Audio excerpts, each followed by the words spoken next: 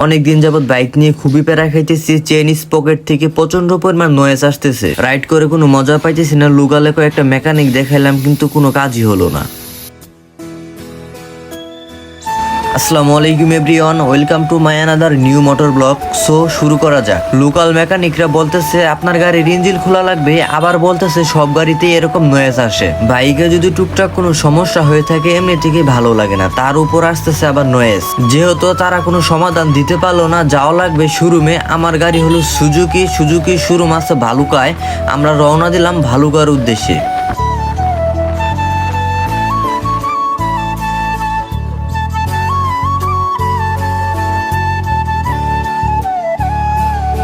চলে আসলাম বড়াডোবা। এখানে সবসময় যানজট লেগেই থাকে। বড়াডোবা থেকে বাম পাশে হলো ময়মনসিংহ দূরত্ব হলো 36 কিলোমিটার, আর ডান পাশে রয়েছে ঢাকা। বড়াডোবা থেকে ঢাকার দূরত্ব হলো 85 কিলোমিটার। কি অবস্থা? ভালো আছো? কই যেতেছো তোমরা? যাই হোক, ওদের সাথে দেখা হয়ে খুবই ভালো লাগলো। আমি এখন আছি ময়মনসিংহ মহাসড়কে। সামনের দিকে ইউটার্ন নিয়ে চলে আসলাম ঢাকা হাইওয়েতে রাইড করতে হলে খুবই সেফলি ভাবে রাইড করা লাগবে। গাড়িতে লুকিং গ্লাস থাকা লাগবে, মাস্ট বি। কারণ আপনি যদি একটা গাড়ি ওভারটেক করতে চান তাহলে দেখা লাগবে আপনার পিছনে গাড়ি আসতেছে কি আসতেছে না। এটা লুকিং গ্লাস না থাকলে কোনোভাবে আপনি বুঝতে পারবেন না। অনেকেই আমরা হেলমেট পরি না। বাইক রাইড করার সময় হেলমেট আমাদের খুবই প্রয়োজনীয়। মনে রাখবেন, একটি ভুলের জন্য সারা জীবনের কান্না।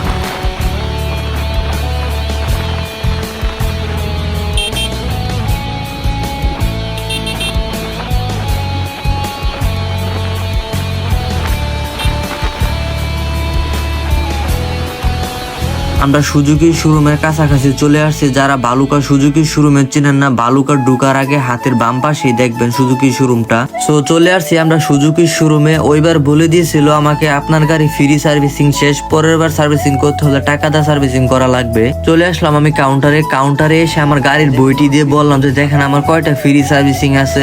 সে বললো যে একটা ফ্রি সার্ভিসিং আছে। আমি তো খুবই খুশি, কারণ আমি বাড়ি থেকে প্রস্তুতি নিয়ে আসছি যে আমার কোনো ফ্রি সার্ভিস নাই বা টাকা দিয়ে সার্ভিসিং করা লাগবে। এই প্রস্তুতি নিয়ে আমি আসছি। তারা বললো যে আপনি উপরে বসেন, আপনার সিরিয়াল আসলে আপনাকে ডাক দেওয়া হবে।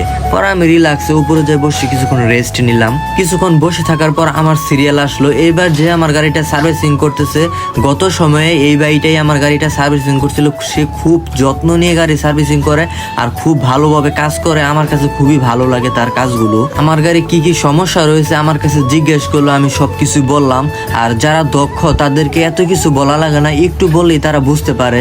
বাইরে থেকে কাজ করলে মনের একটা তৃপ্তি ওইটা আসে না, মনে হয় কি নষ্টই করে ফেললো। আর শোরুম থেকে কাজ করলে ওইরকম কিছু ভয় থাকে না। বলছিলাম আমি আমার গাড়ির চেইন পকেট থেকে প্রচন্ড পরিমাণ নয়েজ আছে। সে সুন্দরভাবে আমার গাড়ির চেইনটা অ্যাডজাস্ট করে এবং ক্লিন করে দিল।